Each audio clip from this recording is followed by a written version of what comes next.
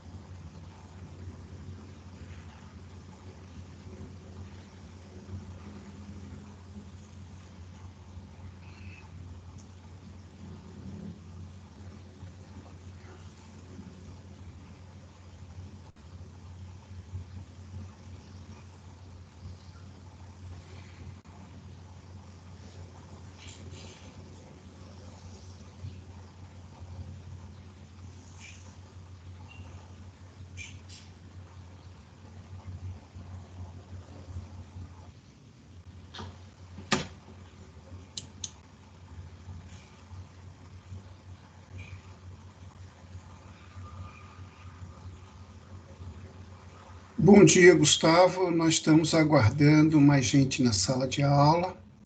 Estamos em 4 pessoas. Vamos aguardar mais um pouquinho.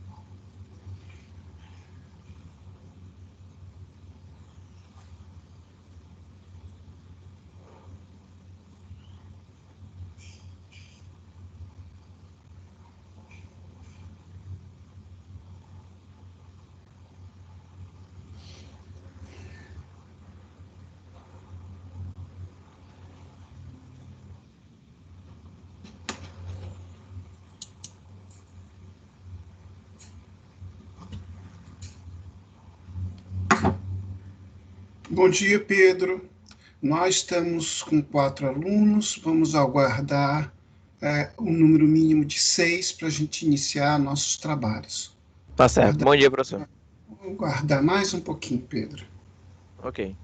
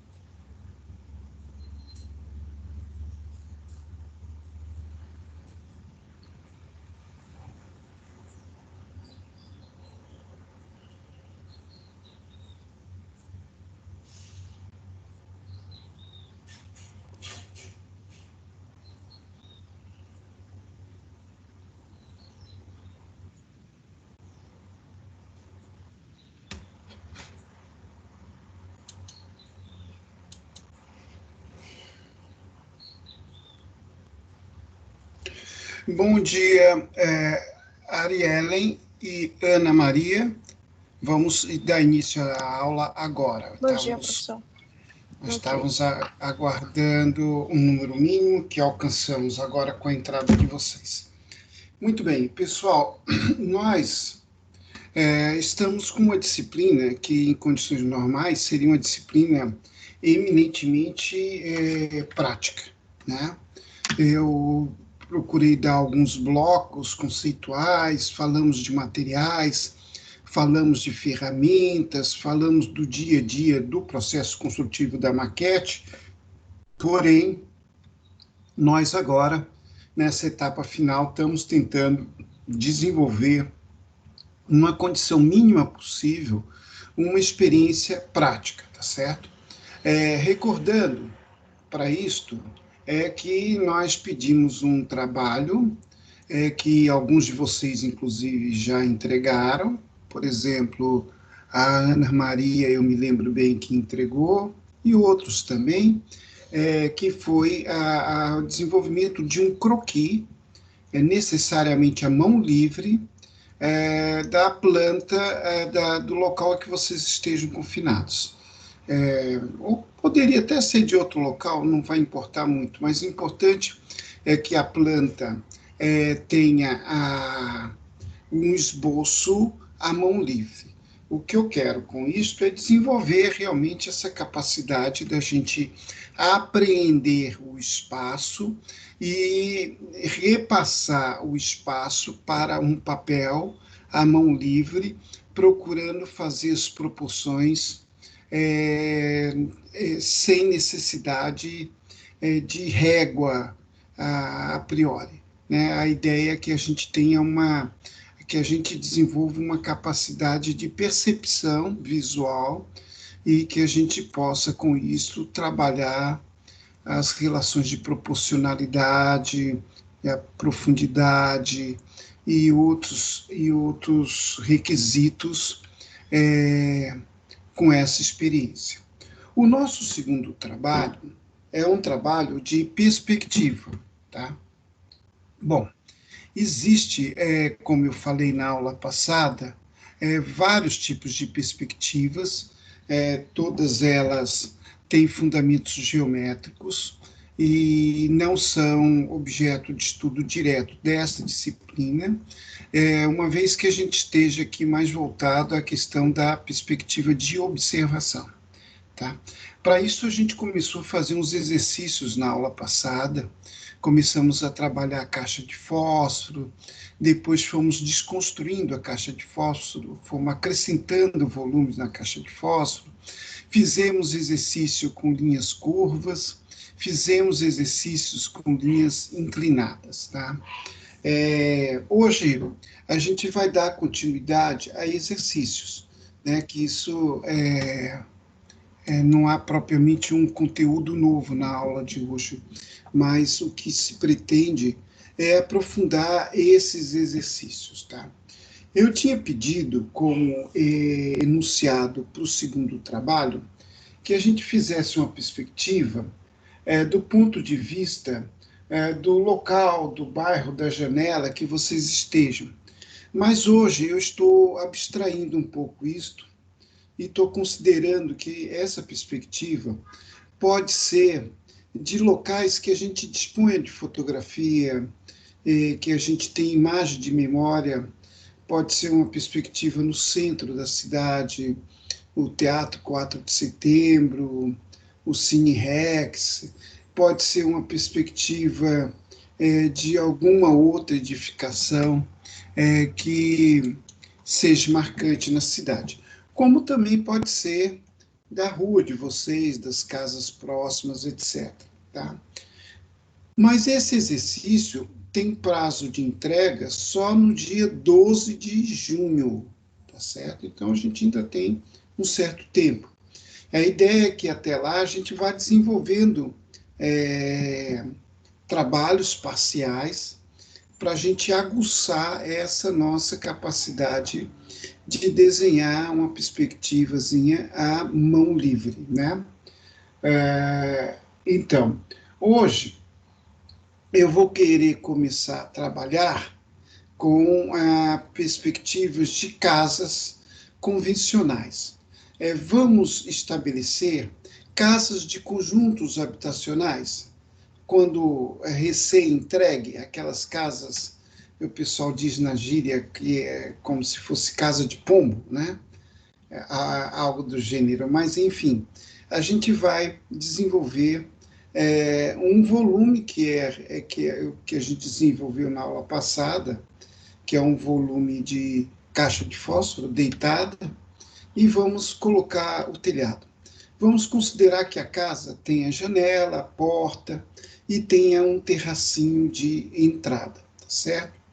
Então, a gente vai fazer esse exercício por parte, para facilitar didaticamente o andamento e eu poder ir acompanhando. Esse acompanhamento vai poder ser através do celular, quem estiver assistindo a aula por celular, ou através de imagem exposta no próprio computador, quem estiver assistindo a aula no computador, tá certo?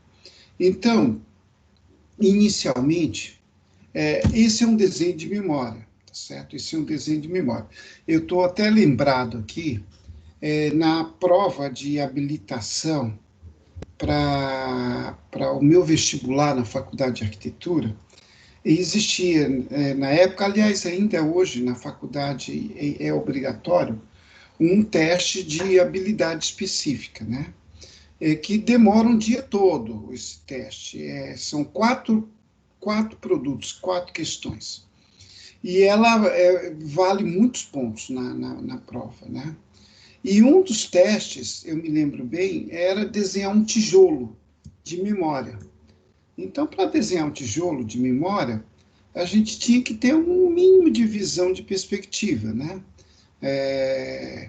Então, isso mostra bem como é importante essa habilidade no exercício da nossa profissão, tá? E mesmo que hoje a gente tenha instrumentos de programas de informática próprio para o desenho da perspectiva, o Revit, outros, ainda assim, no nosso dia a dia, a gente usa demais perspectiva de observação. Lá na minha oficina, eu tenho um escritório que é um escritório e é uma oficina de artes e ofício. A gente projeta, mas, sobretudo, a gente executa, né? Trabalho comigo 2 arquitetas, e as 2 arquitetas desenham à mão livre, né? Muitos dos produtos que vão para a linha de produção, lá para os marceneiros, eles são explicados com perspectivas de observação. A gente até faz a perspectiva 3D, de informática e tudo mais, mas é a perspectiva de observação que nos permite o exercício da perspectiva expandida, da perspectiva por parte. Olha, primeiro você vai cortar isso, tal, e vai armar isso, depois vai armar isso outro, e assim por diante. Isso vai permitindo que a gente consiga ter uma comunicação com quem vai executar. Afinal de contas, é muito importante consolidar na cabeça de vocês o seguinte: os desenhos existem, seja 3D, seja os desenhos técnicos, AutoCAD, o que for. Tudo isso é um processo de comunicação. Um desenho só existe para a gente comunicar alguma coisa a alguém. A gente pode ter como interlocutor agentes muito técnicos, engenheiros, outros arquitetos, técnicos de obra, etc. Nesse caso, os desenhos de AutoCAD, o desenho técnico, né, aquele regulamentado pela BNT, ele funciona muito bem. Quando a gente vai se comunicar com o cliente, aí a gente tem que lançar a mão do desenho 3D. A gente pode fazer pelo computador, pode fazer uma animação, mas logo nas primeiras etapas com o cliente, não compensa a gente fazer logo 3D. Então, muitas vezes, a gente se comunica com o cliente com uma perspectiva de observação inicial. O cliente vai idealizando o espaço que ele quer e tudo, e a gente vai traçando alguma coisa para ir consolidando. É isso mesmo que você quer, é assim, é assado, tal. O que eu quero consolidar com você é o seguinte: é um processo de comunicação. A maquete também é um instrumento de comunicação. Tá? É, não é a essência do projeto, é a representação do projeto. É a representação do projeto. E também a gente tem que se comunicar no canteiro de obra. Isso aí é algo muito importante. Tá? Então, via de regra, o nosso operariado não é um operariado letrado. Nem todos têm acesso à computação, a computador, tá?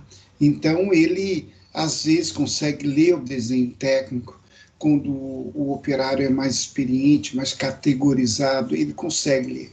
Mas, mesmo esses, a gente tem que estar tomando cuidado, porque o nosso papel como projetista é facilitar a compreensão do que a gente quer, para ser executado corretamente. Tá?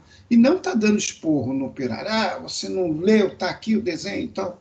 Então, a gente tem que saber que a realidade é de que a formação do operário não é a nossa formação. Eles não tiveram que estudar desenho técnico em profundidade como nós estudamos. Muitos deles tiveram até um ou outro curso rápido, etc. Né? Quando o operário é mais experiente, eu tenho um marceneiro lá que trabalha comigo há 19 anos. Tá? E ele tem um notebook, ele já desenha até alguma coisa no notebook dele. Coisa simples. Mas ele lê plenamente, né? Mas o pessoal, os auxiliares dele, a turma que trabalha com ele e tal, não acompanha. E outra coisa, no meu caso, é um marceneiro que tem uma vivência, uma experiência de campo muito grande, já foi marceneiro da rede de padaria Ideal, já trabalhou nessas lojas de armários planejados. Então, é um cara safo, né? Que conhece muito bem.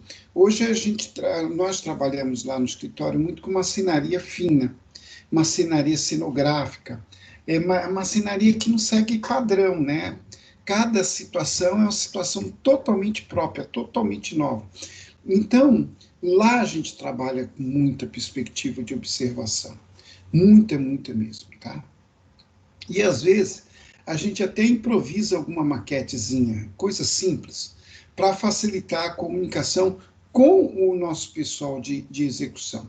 Eu diria que o desenho, todas as técnicas de desenhos, eles vão se prestar mais a uma comunicação nossa, do projetista, com quem vai executar. Também com o proprietário, com o dono, são desenhos mais ilustrativos, coloridos e tal. Um proprietário, o cliente, ele não é obrigado a saber de ABNT, ler desenho técnico, etc. Então, às vezes, até um esboço de planta humanizado, colorido, funciona até mais do que qualquer outro tipo de desenho, né? Então, é muito importante a gente ter vivo na cabeça esta questão, de que desenho são técnicas e meios de representação, para a gente comunicar alguma coisa para alguém. Esse alguém pode ser o cliente, esse alguém pode ser quem vai executar, este alguém pode ser alunos, né? Esse alguém pode ser, em se tratando de projetos urbanos, projetos públicos, pode ser o prefeito, secretários, né? Então, essa clientela, ela é diversa.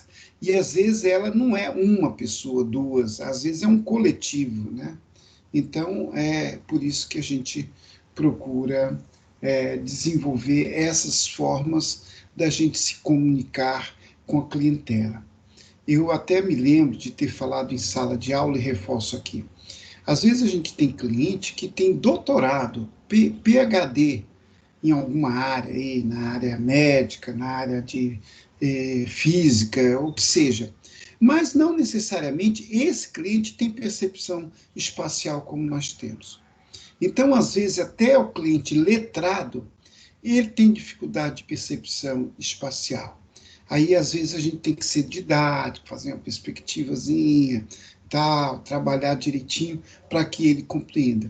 E, às vezes, a gente tem um cliente, ou então um interlocutor, que é semi-analfabeto. Eu tenho um caso do Janiel, que trabalha comigo. O Janiel, ele chegou analfabeto lá no galpão. Hoje ele lê alguma coisa. Mas, assim, o Janiel, ele tem uma capacidade de leitura espacial que até marceneiro, ele é um simples auxiliar lá. Marceneiros não tem, ele tem. Ele diz, não, a peça daqui que vai emendar com a daqui, encaixa, tem um encaixe. Tá? Quer dizer, então, isso é muito de pessoa para pessoa. Nós, arquitetos, futuros arquitetos como vocês, a gente tem que ter essa capacidade, a gente tem que ter essa percepção. Não necessariamente a gente tem ela desenvolvida no primeiro momento, mas nós podemos desenvolver. O que a gente está fazendo aqui é desenvolvimento de percepção espacial, no sentido de aprimorar técnicas de representação e expressão do que a gente quer fazer do projeto, tá certo? Até me lembro bem, num discurso do Oscar Niemeyer, ele dizia assim, o desenho não é o do papel, o desenho é o da cabeça, né? O verdadeiro desenho está na cabeça. Quando a gente está com um projeto amadurecido, a gente tem todo ele na cabeça, sabe? Como se encaixa, como é que, né? Aí depois a gente só vai representar ele no papel. Quando a gente coloca no papel, não é para nós, especialmente, é mais para a clientela, os nossos interlocutores. Mas também, no próprio processo projetual, ele vai se aprimorando na medida que a gente vai fazendo esboço, né? A gente vai fazendo esboço, eu tenho até aqui um esboço, não tem nada a ver com a nossa aula, aqui. Isso aqui é um esboço de um projeto, né? Um esboço muito primário, isso aqui não é para mostrar para ninguém, para cliente nenhum, né? Isso é para mim mesmo.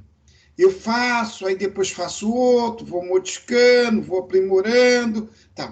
Já pensou fazer isso no computador? Não dá certo, né? Essa fase inicial do projeto, ela é a mão livre, tá? Em todos os escritórios que eu conheço.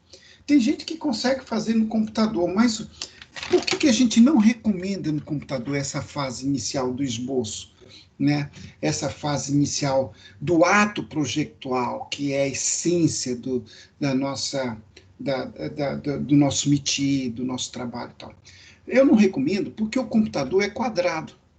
Né? Ele não é uma escola, ele não é redondo. Quadrado no sentido seguinte, a gente termina a encaminhar as nossas soluções pelas ferramentas que o computador tem. Tá? A gente, sem querer, vai se condicionando ao que o computador vai formulando. Tá? Isso não é bom. Tá? O ideal é a gente ter a plenitude da liberdade do ato projetual. Né? E isso escorrega na ponta de um lápis, de uma caneta, porque essa fluidez passa essencialmente do processo mental para o papel, né? Então, não há um intermediário, no caso, computador, facilitando para a gente, traçar um retângulo, aí a gente tende a fazer tudo com retângulo, a parede é assim, a gente já vai esquematizando a coisa de acordo com as modulações, os postulados que o computador, entre aspas, impõe, né? Tem gente que consegue ter essa liberdade no computador, mas não é fácil. Então, em geral, sim, os arquitetos, nos escritórios, em geral, eles trabalham com esboço, eles trabalham muito à mão livre, antes de ir para o computador. Aí tem lá arquitetos que são especialistas, são arquitetos que são contratados, especialistas em desenhar no computador. Né, porque o computador é absolutamente necessário. Não confundo aqui que eu esteja fazendo um discurso contra o computador, de jeito nenhum. Tá? Eu só estou dizendo que existe uma sequência.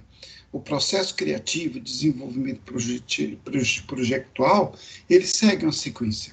Então, vai chegar num estágio que a gente vai ter que levar para o computador, para mostrar para o cliente já um 3D mais elaborado e tudo mais.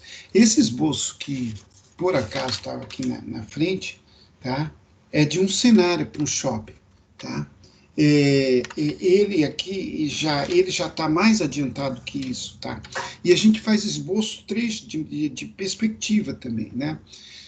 Então, eu estou trabalhando no home office com os arquitetos que trabalham comigo, e elas já começaram a receber, né, essas informações, e elas estão colocando no 3D, né? No computador, tá?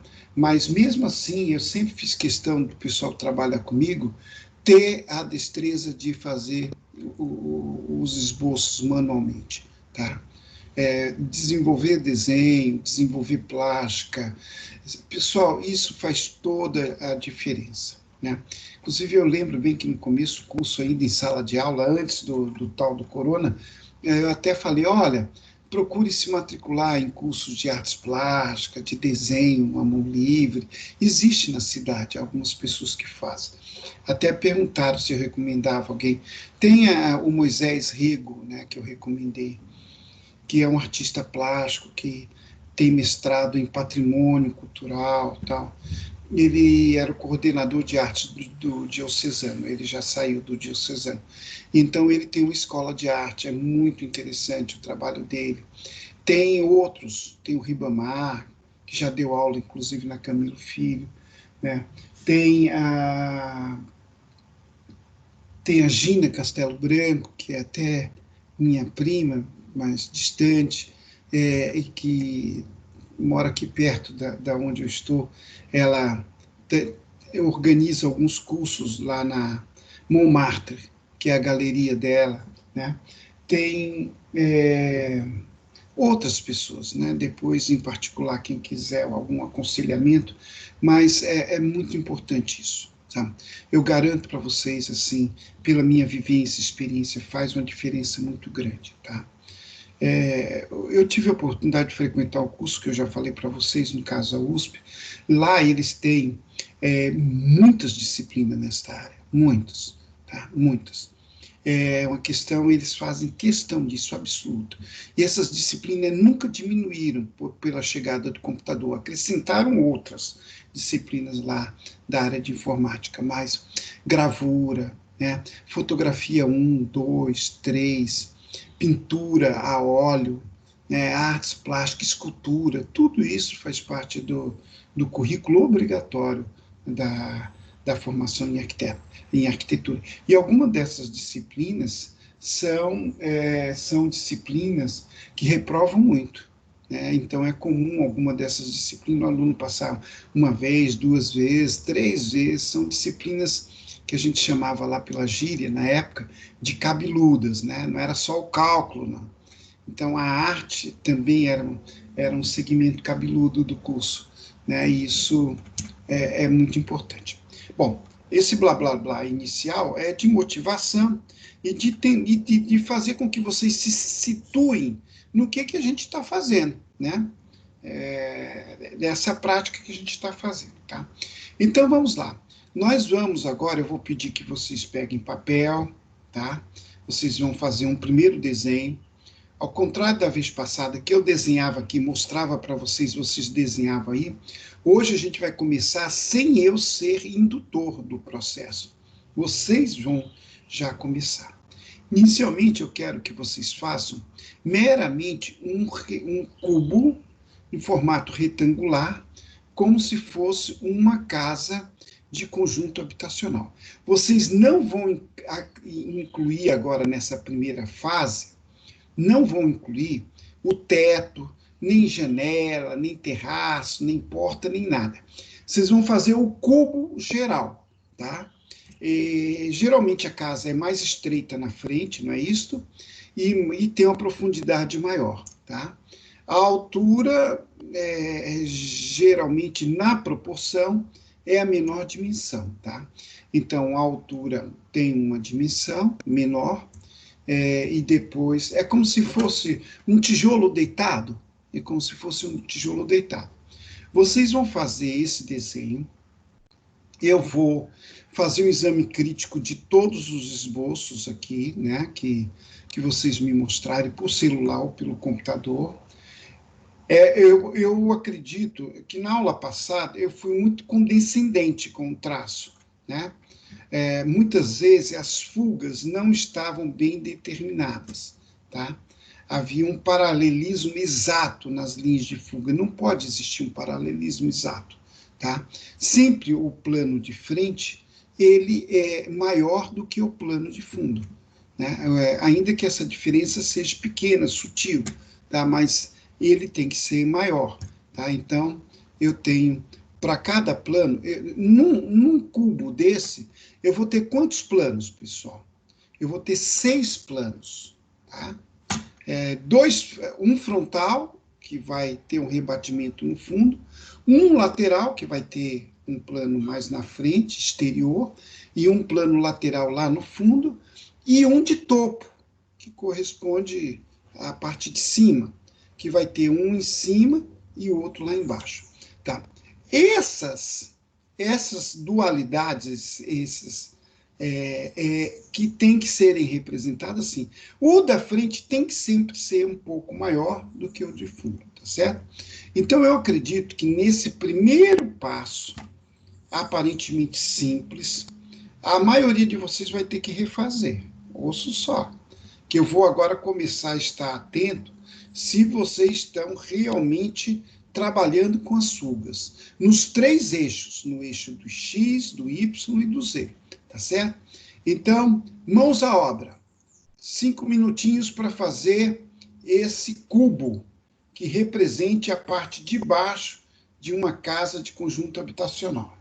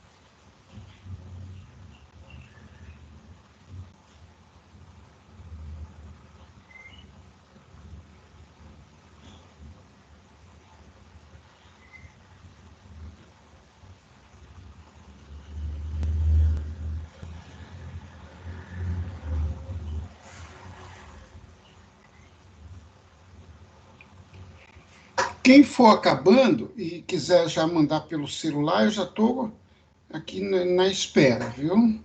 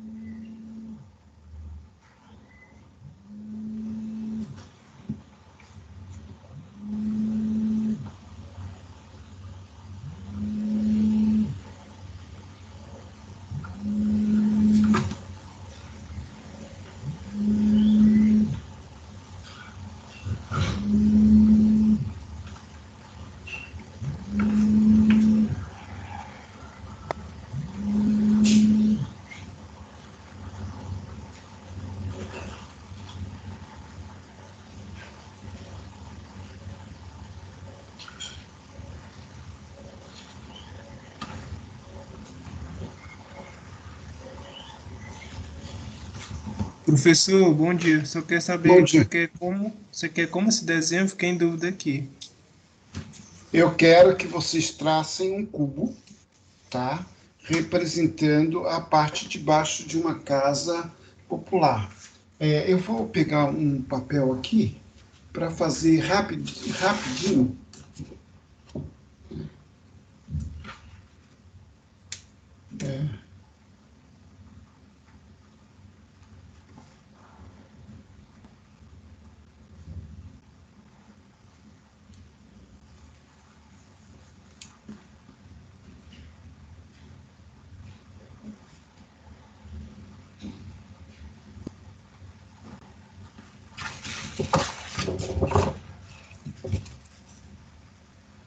É isto.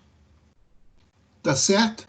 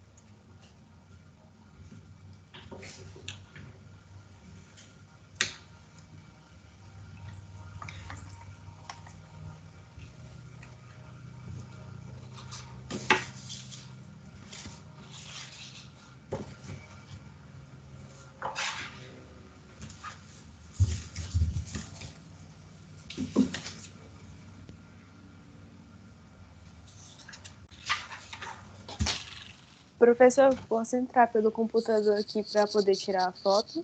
Pode. Eu vou ter... Estou na espera. Quem puder entrar pelo computador é sempre melhor.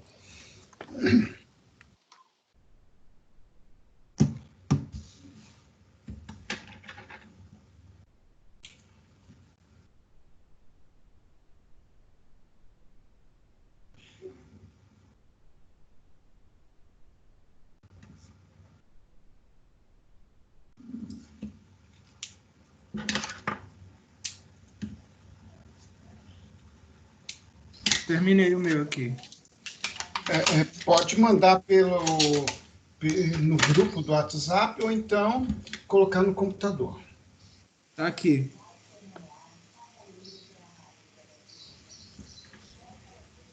Muito bem. Veja só, em linhas gerais é isto, mas se a gente observar direitinho, não houve praticamente as fugas, tá? Eu daqui a pouco vou mostrar o desenho aqui para explicar essa situação. Você vai ter que refazer, tá? Porque aí está um cubo perfeito. Isso é o que a gente chama de projeção cilíndrica. É como se a gente não tivesse tendo a perspectiva propriamente dito, porque não está havendo fuga, tá? Eu vou fazer um esquema aqui que você vai ver direitinho quando é que acontece a fuga, tá? Mas seu desenho está legal, seu traço está legal. Eu notei, Iago, que você faz um traço por segmento, tá? Você vai fazendo assim, riscando, né? E não um traço contínuo. Na medida do possível, é interessante você começar a fazer um traço com mais fluidez, sem ficar picado. Mas isso é com o tempo, isso é o de menos, né?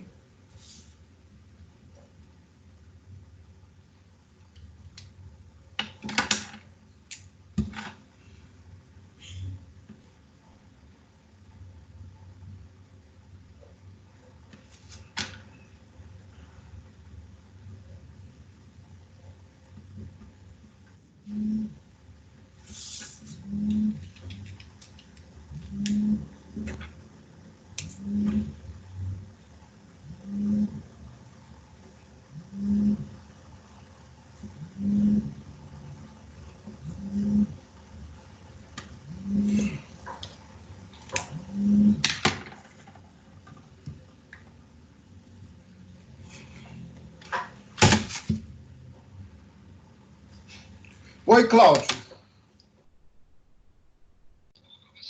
Tudo bem? É que eu estou dando aula. Bom dia. Olha, eu ainda não tive nenhuma. Mas veja só, a gente está. Vai ser liberada, pode ter toda certeza.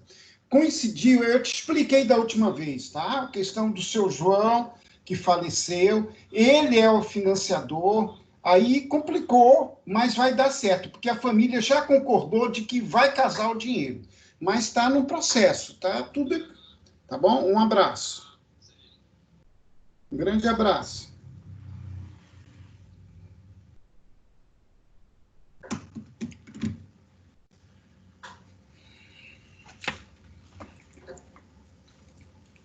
Se alguém mais tiver completado, né?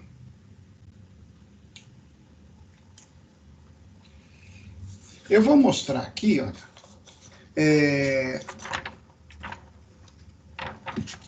Deixa eu dobrar o papel para facilitar.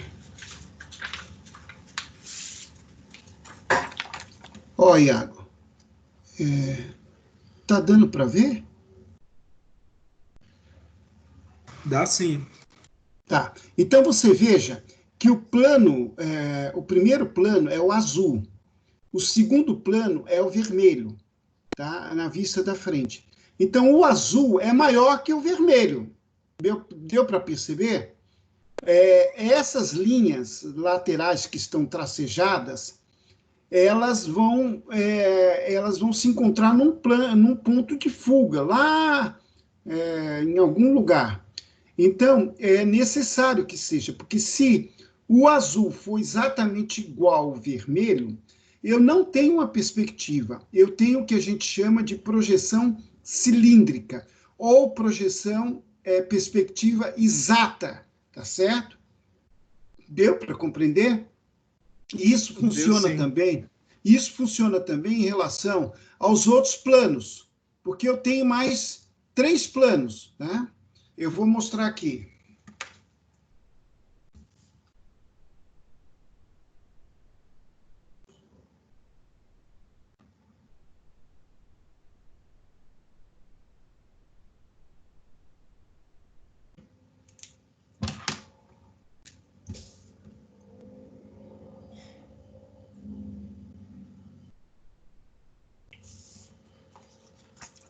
Olha, eu coloquei um X no plano do topo, azul, e coloquei um X no vermelho lá embaixo. O azul, em tese, né, ele é maior do que o vermelho. A diferença é pequena. Às vezes é pouco perceptível ao olho nu, tá? Porque quanto mais distante a gente vê o prédio, menos acentuado vai ser essas linhas de fuga.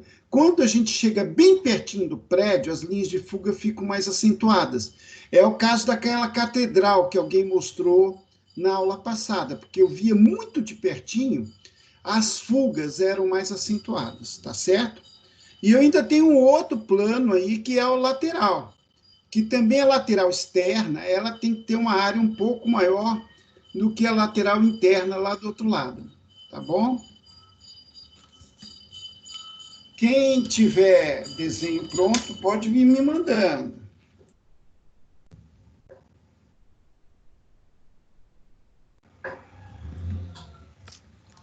Mais ou menos assim, né?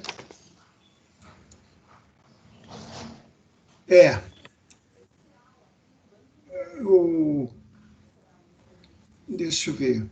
Acho que você colocou. Isto. Mais ou menos assim, tá? O seu plano de frente, Tem que ficar mais maior. ele tem que ficar maior. Veja que o de trás está mais alto. Uhum, que eu fiz mais para baixo um pouco. O de baixo ele tinha que. A não ser que o prédio fosse deformado assim, mas não é. A gente está supondo que o que a gente está desenhando agora é a base de uma casa de conjunto habitacional. Mas depois a Uhum, gente vai começar a fazer mais coisa aí, tá bom? tá bom. Então, dá uma corrigida aí. Alguém aqui já me mandou também um desenho. Tá.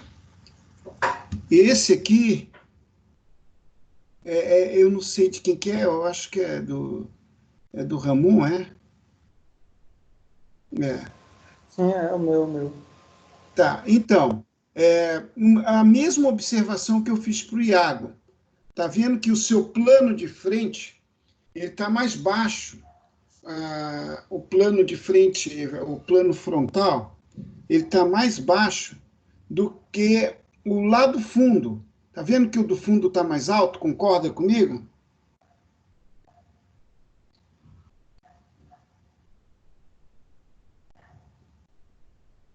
Tá? Então, o lado de trás ele teria que estar é, mais baixo.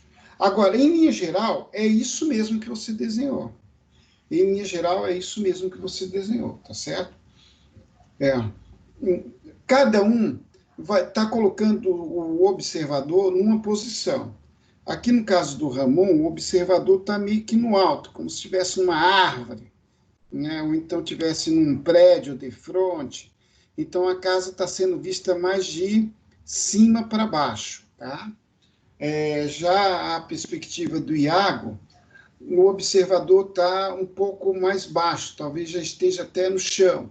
Então, essa questão da gente definir aonde o observador está é muito interessante, tá?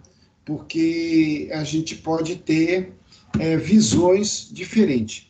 Eu vou esboçar uma perspectiva aqui em que o observador está meio que de lado, tá?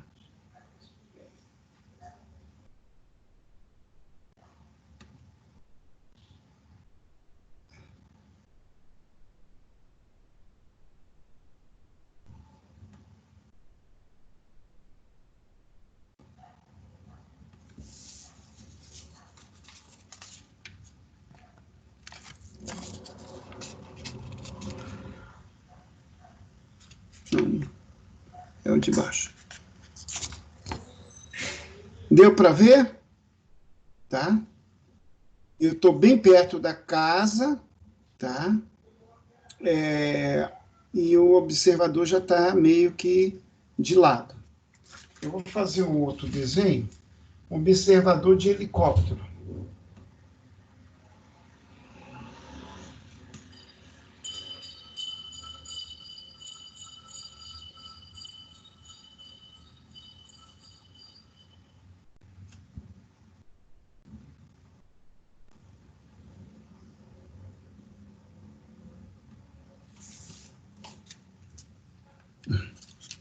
tá? Eu mostro o plano de cima, de topo, ele predomina em relação aos outros, porque eu estou vendo bem de cima a casa, tá certo?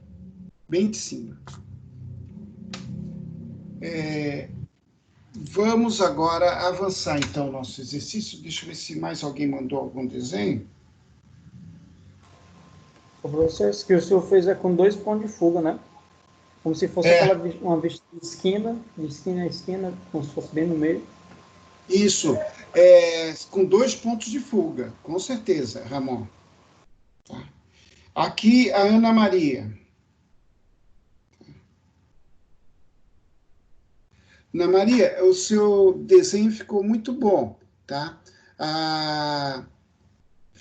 Você vê que o plano lateral na frente está maior que o plano lateral lá atrás. O plano de frente está maior do que o plano do fundo, e assim por diante.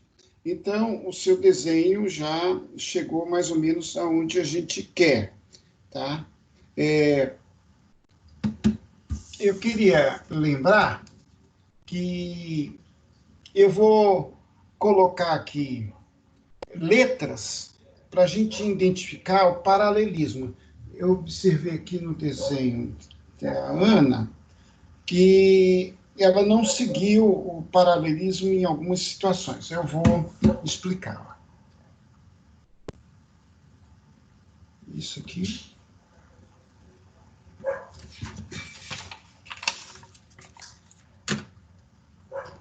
Tá vendo essas 2 linhas que eu negritei? Entre si, elas são paralelas. Elas têm que serem paralelas. Eu vou agora negritar outras linhas que têm que ser paralelas entre si.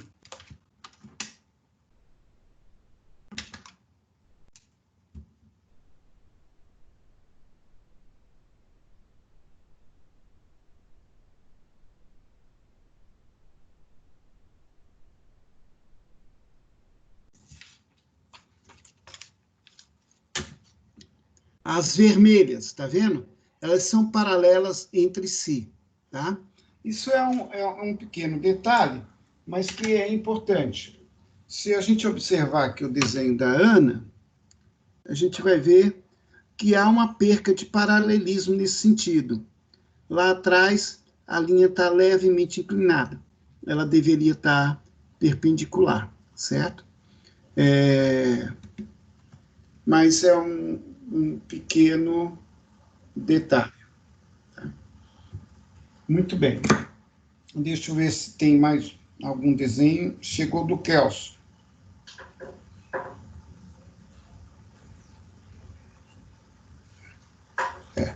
O do Kelso também tem alguma pequena deformação nesses aspectos que eu estou citando, né?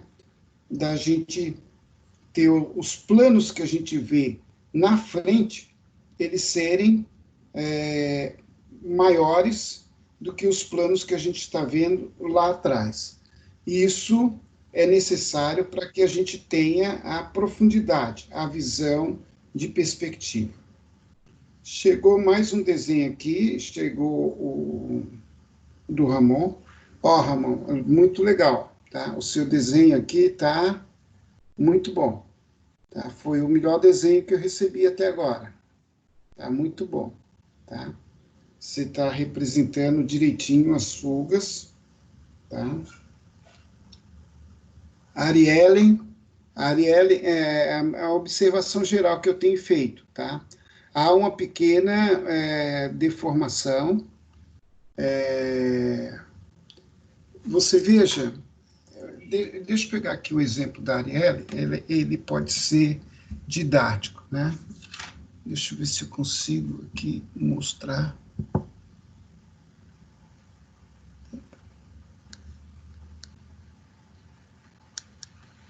Não.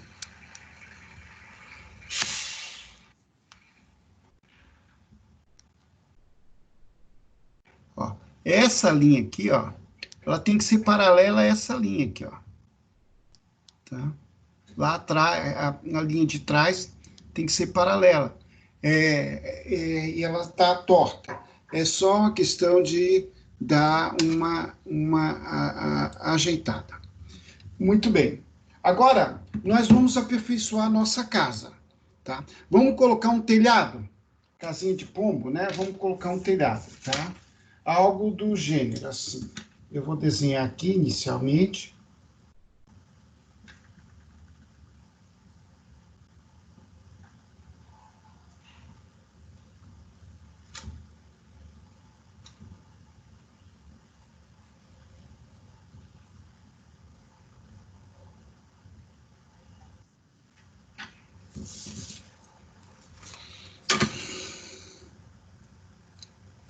Ok?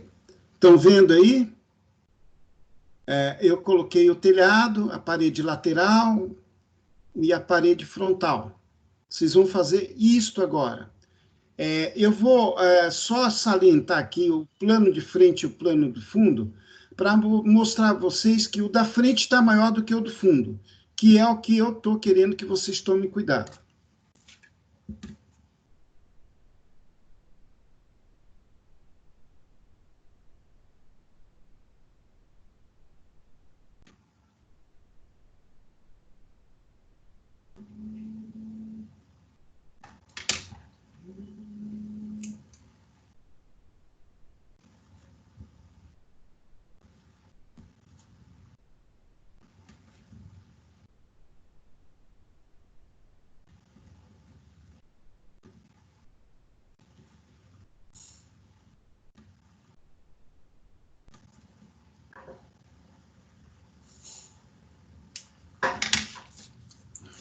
Vejam bem, o plano em azul é o plano da frente, tá certo?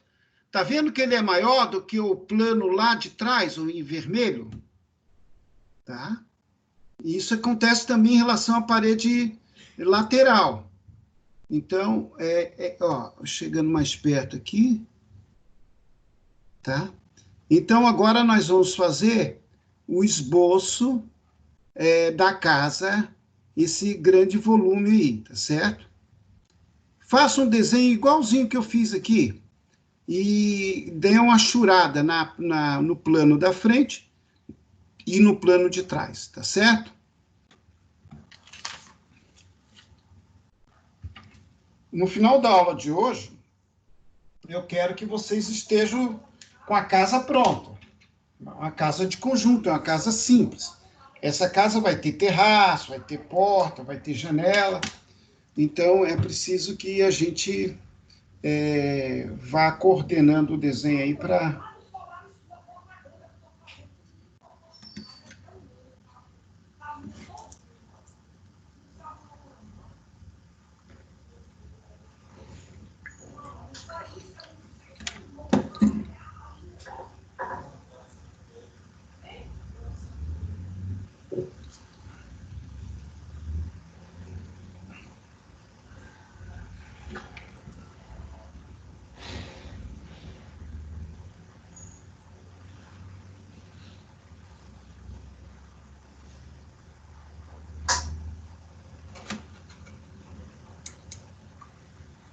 Lucas Moura, o som está chegando travado aí para você, é?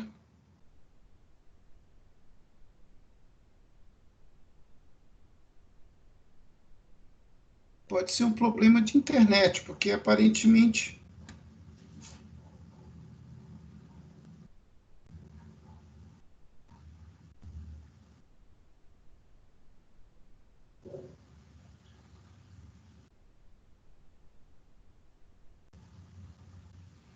Bom, então faço essa segunda parte, depois a gente vai colocar um terraço aqui na casa, hein?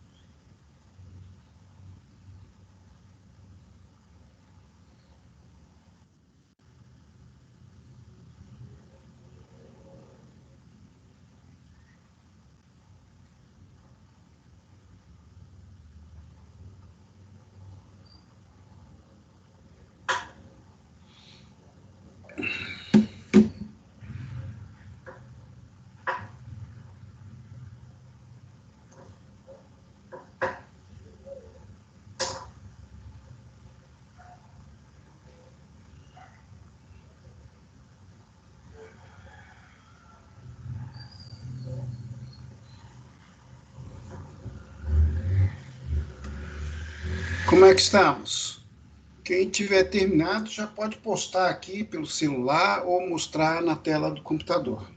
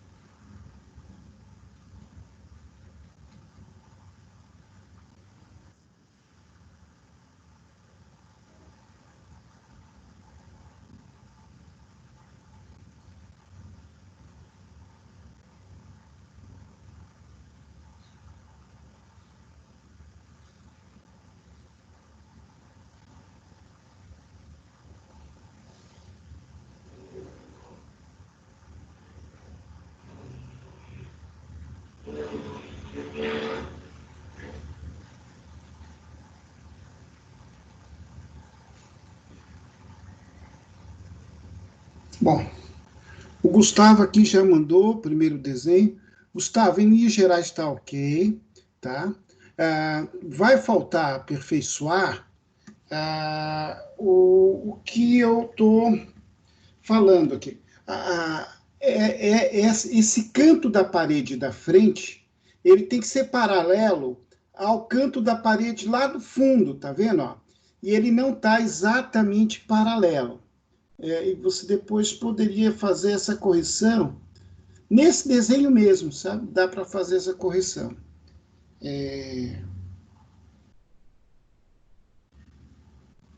Mas, de um modo geral, tá bom. A profundidade tá boa, né?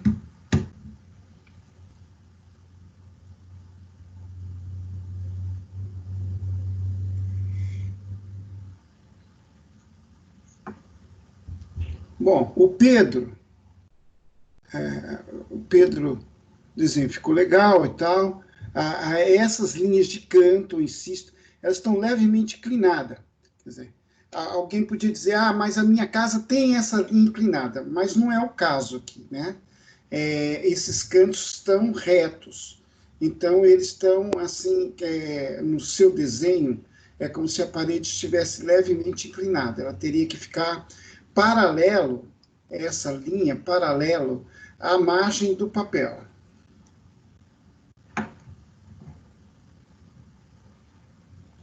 Principalmente a lá de trás, tá? A da frente, a que eu estou vendo bem na frente, ela está ótima, está certinha. A lá de trás que ela está levemente inclinada. Isso é o do Pedro, né?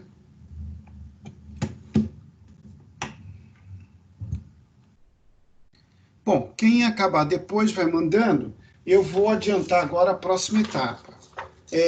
Eu fiz aqui, olha, pessoal, já vai complicando um pouco, tá vendo? Eu fiz em tracejado esse mesmo volume que vocês acabaram de fazer, mas eu estou colocando o terraço. Vocês viram o terraço? Tem até a coluna, tudo direitinho, tá? Ou seja, o que eu quero que vocês percebam, que a perspectiva ela vai se organizando a partir do todo, né? do volume maior. Aí a gente vai colocando os outros volumes.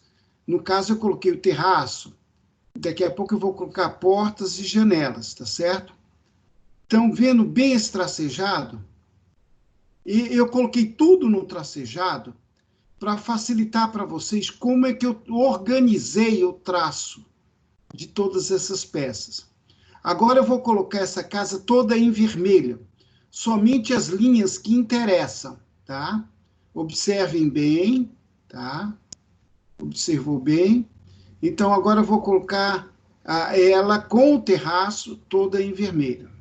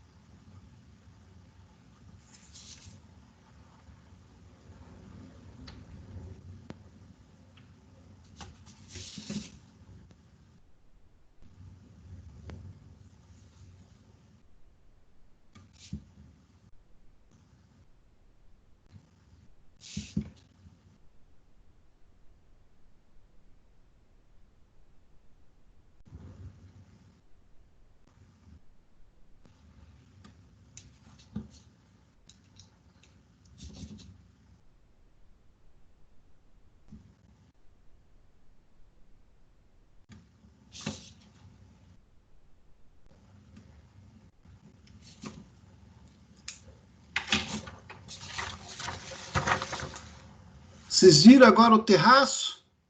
Com a coluna. Tá? É um terraço reentrante. O batentezinho, que é mais alto, a parte do terraço. Tá? Aí ela já começa a tomar mais forma. Não é isso? Deu para observar bem? Dúvidas? Vocês viram que antes eu tracejei tudo. As linhas que estão lá por trás continuam tracejadas. Mas coloquei em vermelho só o que aparece, o que está visível.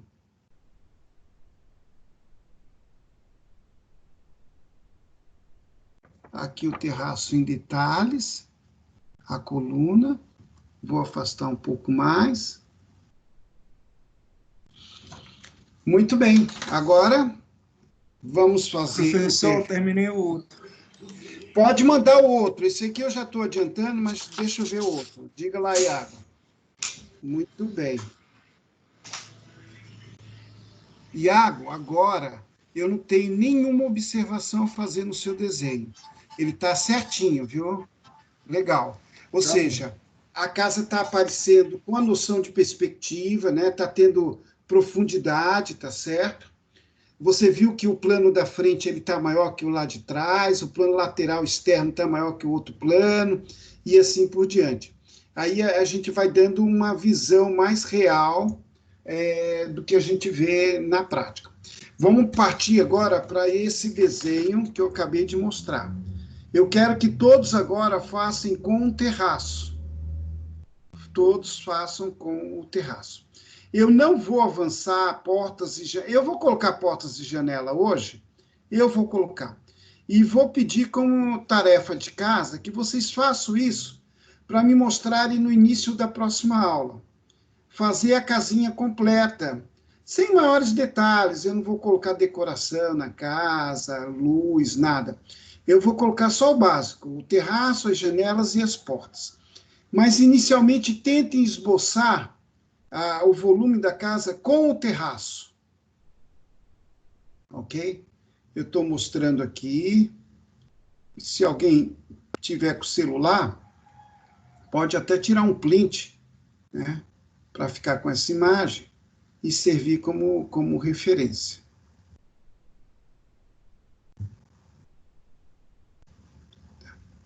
Importante vocês acompanharem a sequência, né, o raciocínio, né? Eu inicialmente fiz a base da casa, e depois eu me preocupei em fazer a parte do telhado, as empenas, né? Aí agora eu estou cavando esse volume, colocando um terracinho. Depois eu vou colocar portas e janelas, daqui a pouco, né? Podia colocar chaminé, podia colocar, tá? As casas de conjunto são muito simples, né? Mas as outras arquiteturas, de modo geral, elas têm ressaltos, elas têm friso, elas têm uma série de elementos que vão dificultar um pouco mais o desenho de perspectiva. Mas é um processo gradativo. A gente parte das linhas mais básicas para depois a gente entrar no detalhe, né, nos pequenos detalhes que a gente venha precisar fazer. Então, faça um terraço, para a gente chegar no terraço, aí eu vou, enquanto isso, colocando aqui minhas portas e janelas para mostrar para vocês.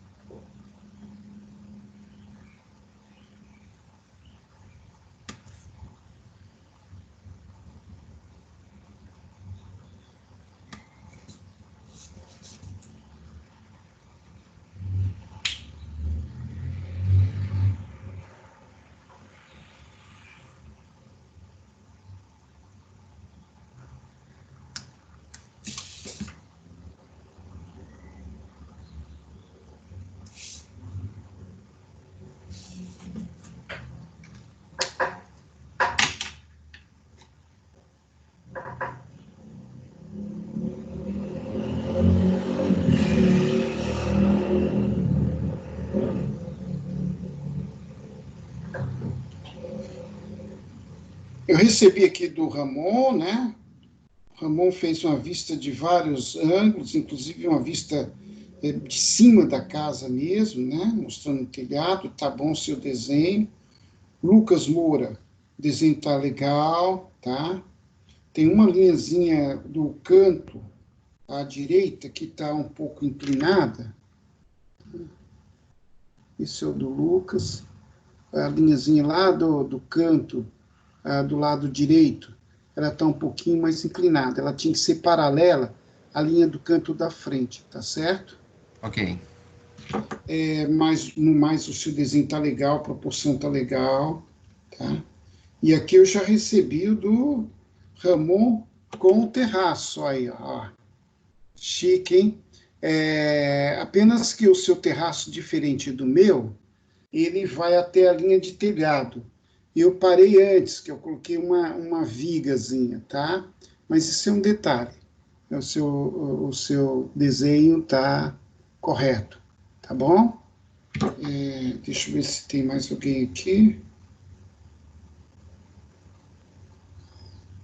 O do Lucas Moura. Lucas Moura, a gente tá com um problema de paralelismo aí.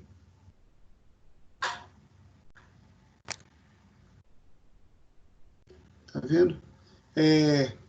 Sim. Tá? A linha lá de trás. Aliás, a linha lateral do lado direito, né? Ela está um pouco inclinada. Ok. Tô consertando. Mas no mais está tudo legal. Tá? Eu vou Eu mostrar fiz aqui agora. também. Pode mostrar, diga lá, Iago. Pronto. O seu desenho está certíssimo, Iago. Eu só colocaria o terraço um pouco mais alto, né? Porque a casa fica.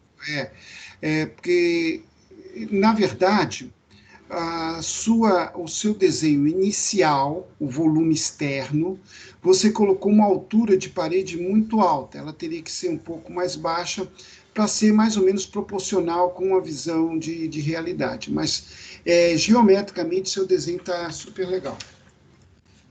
É só uma questão de proporção. Eu vou mostrar agora as linhas de construção para começar a fazer portas e janelas. Por enquanto eu fiz as portas e janelas apenas tracejada, mas eu vou colocar em vermelho agora para ficar bem definitivo. Tá dando para ver bem? Agora aqui eu vou chegar mais perto, ó. Coloquei desse outro lado, tá?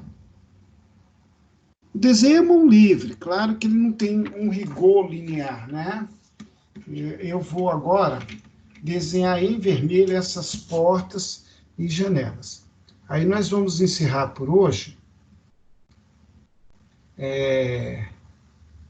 Lembrando que vocês vão fazer essas portas e janelas, uma casinha de conjunto completa, para me mostrarem no início da próxima aula, tá certo? Mais ou menos nesse estágio aqui que eu estou mostrando para vocês.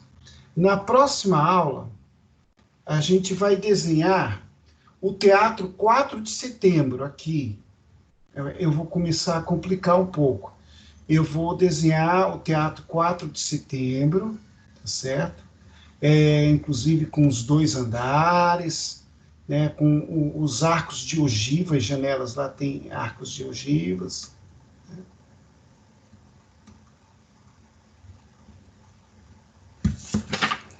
Então, eu coloquei em vermelho as portas e janelas. Vocês vejam que nas janelas e nas portas eu dei profundidade, tá? Eu estou vendo que ela está mais aprofundada. Se alguém quiser tirar um print, tá? É um desenho desse tipo que eu queria que vocês fizessem. É importante que façam com calma, com lápis, depois cubram com caneta. É muito importante. Para quando a gente começar a fazer situações mais complexas, vocês já terem mais ou menos essa base de uma casa simples. Tá? A gente vai desenhar o Teatro 4 de Setembro e depois a gente vai, na outra aula, fazer o desenho da praça, fazer a fachada com o Rex, Aí depois nós vamos desenhar a Praça Pedro II mesmo. Simples que seja, mas eu quero ir complicando. Mas eu não posso partir para o mais complicado enquanto vocês não tiverem com essa segurança de fazer uma casa de conjunto, ok? Então, a próxima aula, vocês vão fazer a casa de conjunto, com portas, janelas. Essas portas e janela pode ser no local que vocês quiserem, não é obrigado a ser exatamente como eu fiz aqui, tá certo? Vocês vão começar a colocar, agora seguindo mais ou menos a relação de proporção de uma visão real, né? Olha, uma casa do pé direito é 2,80, 3 metros, uma porta é 2,20, né? Então, a porta tem que chegar próximo da altura de laje, e assim por diante, né? Eu vou fazer esse planejamento de proporção das janelas, para saber quantas janelas são, tal, para poder fazer direitinho essa divisão, tá bom? Alguém me dá notícia da Luânia? E, professor, a mãe dela já saiu do hospital, só que ela tá fazendo a medicação em casa e tal, mas ela já tá bem melhor, que ela falou. Aí o pai dela agora que tá com os sintomas. Uhum. O pai dela já foi diagnosticado também. Foi. O pai dela está em casa ou teve que ir para o hospital? Não, o pai dela está em casa, mas está com um pouco de falta de ar. Sei, tá. Aí E ela? Ela está bem, ela falou que só está meio cansada mesmo de ter passado esse dia no hospital. Tá. Mas ela teve a Covid, deu positivo, ela não sabe? Não, a Luânia não. A mãe dela e o pai dela sim. Tá certo, tá? Ótimo, a mãe já está em casa, tranquilo, agora vamos acompanhar o pai, eu acredito que vai dar tudo certo. O pai não precisou ser hospitalizado por enquanto, então acho que vai dar tudo certo. Pois, pessoal, se cuidem, fiquem em casa, tá? Se a gente tiver um isolamento irregular, como a gente vem tendo, né? Uma parte ficando isolada, outra parte seguindo outras orientações, a gente vai ter um período muito longo, porque a gente não está com uma linha só, né? E então é importante que fiquem em casa, movimentem o menos possível, tá certo? Para a gente tentar, quem sabe daqui a um mês, a gente começar a sair devagarzinho do nosso isolamento, né? E, enfim, fiquem em paz, fiquem em saúde e, principalmente, fiquem em casa. Um abraço e até a próxima aula.